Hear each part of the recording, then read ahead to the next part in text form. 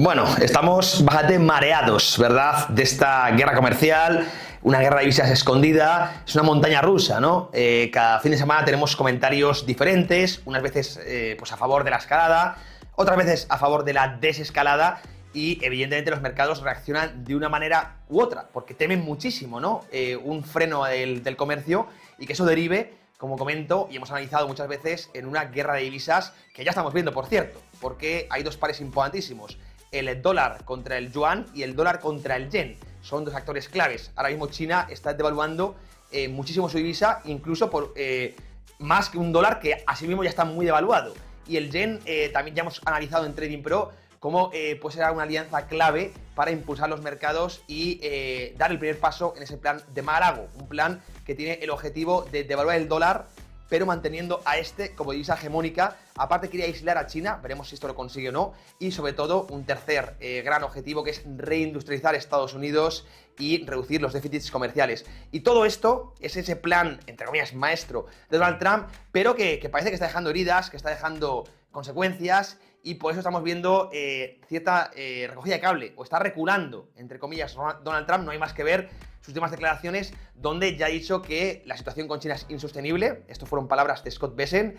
Y también que va a reducir los aranceles a China, que eso de 145% evidentemente no es nada a futuro, y que se reducirán de forma llamativa. Veremos al final en qué queda todo eso. Las negociaciones son largas, recordad que tenemos 90 días, pero desde luego parece que vamos dando coletazos y que Estados Unidos se tira un buen farol, pero no lo puede aguantar mucho porque estamos empezando a ver consecuencias en el mercado laboral, en el mercado de crédito, que es lo que vamos a ver en esta conexión macro. Arrancamos, como siempre, la sección. Últimas noticias, actualidad, economía, finanzas, macro.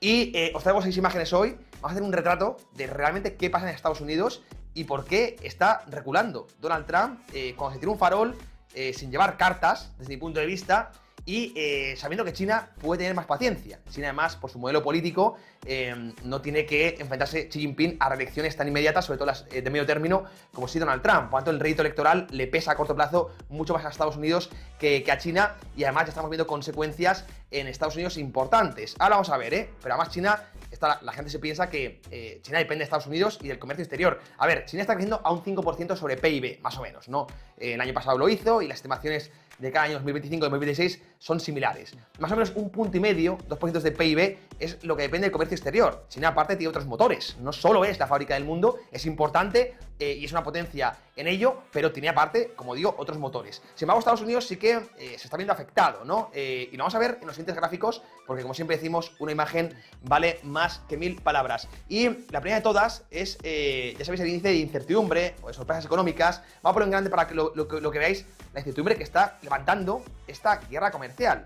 Porque además es una guerra comercial que no tiene unos estadios o unos pasos claros, ¿no? Fijaros, ahí lo veis, incertidumbre de la política comercial es tremenda, no hay, ahí lo veis, previsibilidad, no hay nada de estabilidad, y esto pues afecta mucho a los mercados que viven de la certidumbre, y también a la economía, al cálculo económico. Las empresas pues no saben si contratar, si despedir, no saben si importar, si exportar, no se saben muy bien qué hacer, y esto machaca a la economía, pero la machaca por completo. Este gráfico es muy peligroso, y es un gráfico que debe haber rodado por la Casa Blanca más de una vez, ¿no? Y seguramente haya influido mucho en la toma de decisiones o en este giro que ha hecho la Casa Blanca cuando a priori apostaba por una guerra comercial muy agresiva, y parece que va reculando, va recogiendo cable y ya está negociando con India, con Japón, parece que avanzadas esas negociaciones, y sobre todo con China, que es donde está la cosa más cruda y donde Xi Jinping se ha mantenido sólido, un hueso duro de roer Xi Jinping, como digo, no tiene nada de prisa China,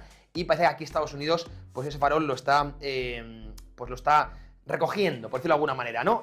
Esto está afectando mucho, porque no olvidemos que Trump hablaba de que pues, Estados Unidos evidentemente tiene que ajustar el comercio, que hay barreras arancelarias, barreras no arancelarias que hay que corregir, y además esto salpicó mucho a los mercados, también al mercado de deuda. Esto fue, creo que el primer toque de atención gordo que tuvo Donald Trump. Ahí se puso nervioso, y vimos cuando el propio presidente empezó a atacar a Jerome Powell, el presidente de la Reserva Federal, esta guerra absurda que también causó mucho temor en los mercados. Esa apertura, ese lunes negro con caídas de más del 3%, cuando Trump dijo que quería echar a Jerome Powell, que no le gustaba, que llegaba tarde, que hacía mal su trabajo, que era muy político. Bueno, luego también lo publicó Wall Street Journal, hubo un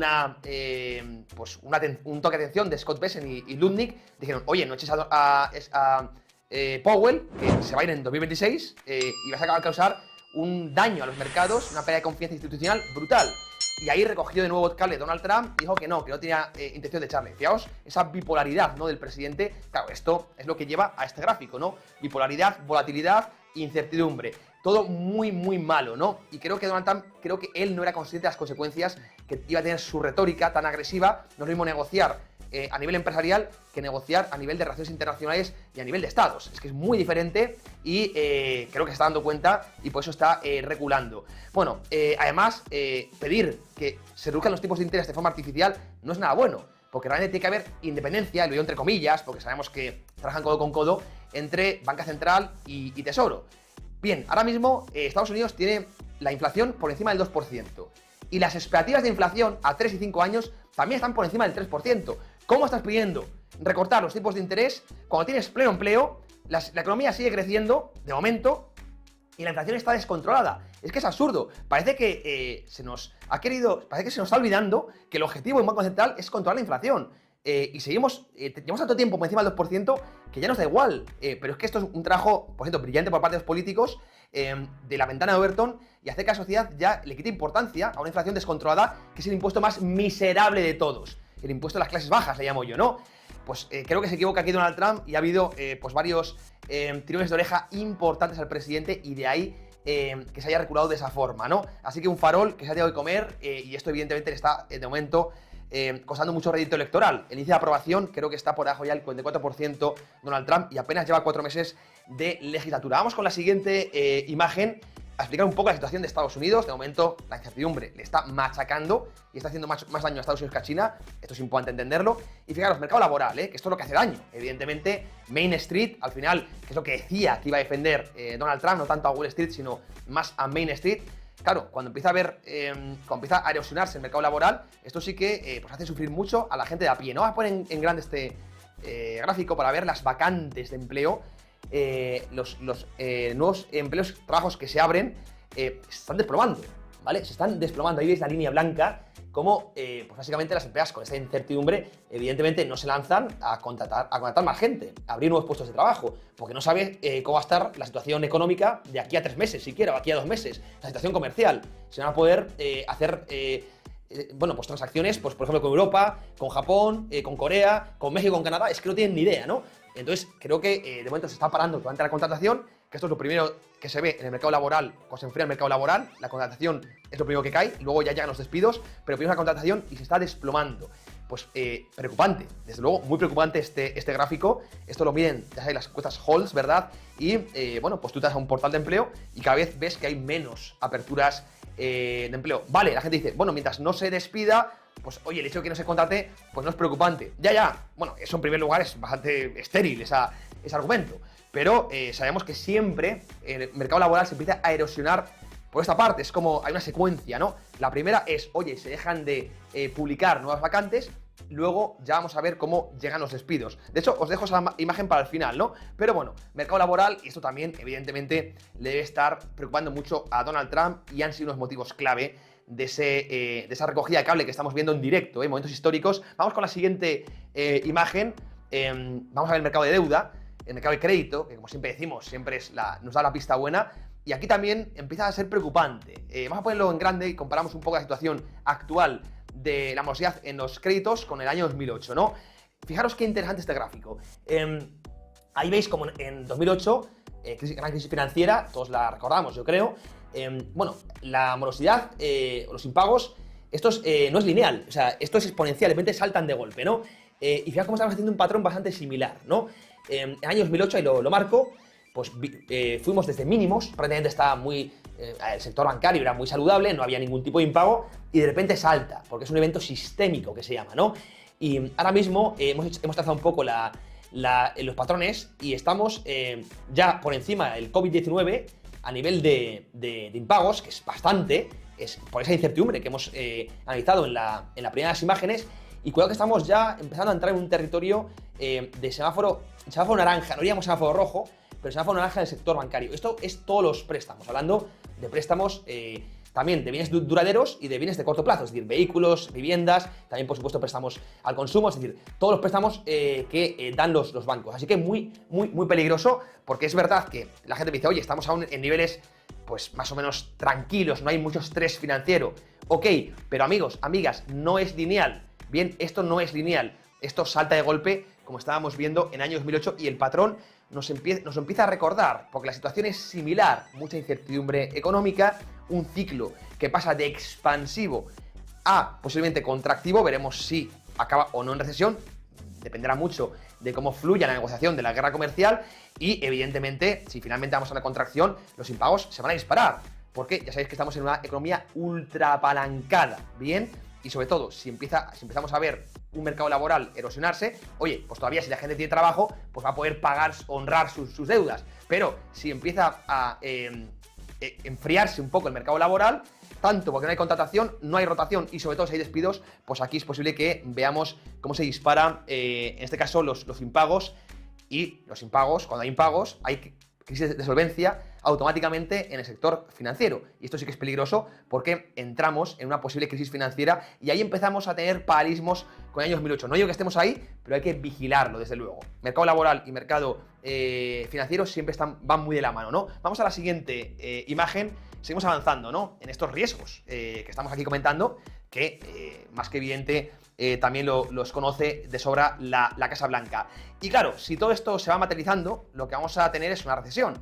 Como decimos, vamos a cambiar ese ciclo expansivo, veníamos creciendo al 3%, a posiblemente pues una contracción del PIB. Y esto es muy grave. Lo vamos aquí en grande para que veáis pues qué consecuencias suele tener una recesión, un ciclo recesivo, ¿no? En este caso en Estados Unidos, haciendo el agregado de las últimas 10 recesiones, por lo general tenemos una caída, ahí lo veis en el título, de una contracción del PIB del 2,3%. Esto es una barbaridad, ¿eh? Esto es una barbaridad, es una contracción económica muy severa y también esto afecta evidentemente también a las ganancias empresariales, ¿no? Con pues una caída aproximadamente del entre el 11 y el 12%, ¿no?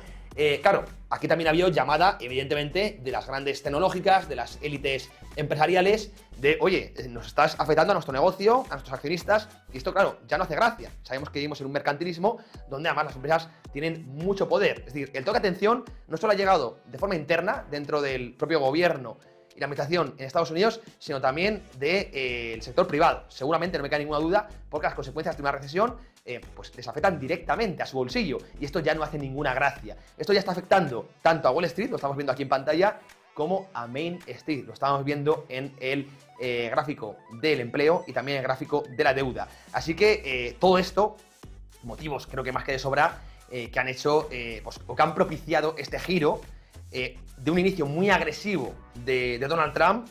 Insisto, es un negociador que está acostumbrado a sentarse con otros empresarios, donde sí puedes llevar esa forma de negociar, pero claro, no es lo mismo esto que a nivel institucional, a nivel estatal, donde tienes otros rivales como China que pueden jugar a tu juego. No digo que sea lo más conveniente para ambos, pero pueden jugarlo, ¿no? Aquí también los egos, como siempre, pesan mucho. Y de ahí también, por cierto, publicaba Wall Street Journal, que el hecho de que Donald Trump dijese esas palabras en público tan feas de Jay Powell es porque buscaba un chivo expiatorio. Si finalmente su política conducía a Estados Unidos a la recesión, tendría una excusa de ha sido Powell por no bajar ante las tasas de interés. Como siempre un político, siempre se busca un chivo expiatorio, alguien que sirva como excusa y no él mismo para justificar al final la realidad económica, ¿no? Bueno, recesión, aquí lo tenéis en pantalla, sería muy grave para todos, evidentemente. Esto es una obviedad, pero siempre conviene recordarlo. Y vamos a la siguiente gráfica, seguimos avanzando, este retrato que estamos haciendo un poquito de la situación actual y futura que puede tener Estados Unidos. De momento, esto es algo que yo llevo pensando tiempo, y es que esta recesión, que puede ser una recesión escondida, se ha sostenido por deuda a corto plazo. Vamos a poner en grande, de nuevo, mercado de crédito, mercado de deuda, es importantísimo siempre seguirlo, porque lo que se está disparando, aquí lo veis en pantalla, es la deuda en tarjetas de crédito, lo que se llama la revolving, ¿verdad? Claro, la gente está pudiendo sostener sus pautas de consumo de momento porque se está endeudando, como digo, a corto plazo, a muy corto plazo, ¿no? Que es la deuda Por cierto, la más cara de todas, ¿eh? Se habla de que está en un 20% de interés o algo así, un 25%, va cambiando. Esto es una barbaridad. Claro, la sociedad se está apalancando, además en una deuda de muy mala calidad, que es la revolving, para sostener, de momento, pues esas pautas de consumo, de inversión. Pero claro, esto tiene las patas muy cortas, como digo, ¿no? Si ya estamos viendo cómo suben los impagos y se está acumulando en la deuda más cara de todas, oye, pues 2 más 2 son 4, cada uno que saque sus propias conclusiones. Pero esto a corto plazo sí puede maquillar la recesión, desde luego que lo hace, atrasa, más que maquilla, atrasa la recesión, pero no esconde el riesgo, simplemente cambia el timing. Pero suele ser más grave cuando tú vas atrasando la recesión, al final el bofetón suele ser más grande, ¿no? Y creo que Estados Unidos ha sostenido mucho el ciclo económico por esta imagen que tenemos en pantalla, la deuda de corto plazo, que se está apalancando muchísimo la sociedad, y también por el gasto público. Son dos palancas, como digo, que tienen las patas muy cortas.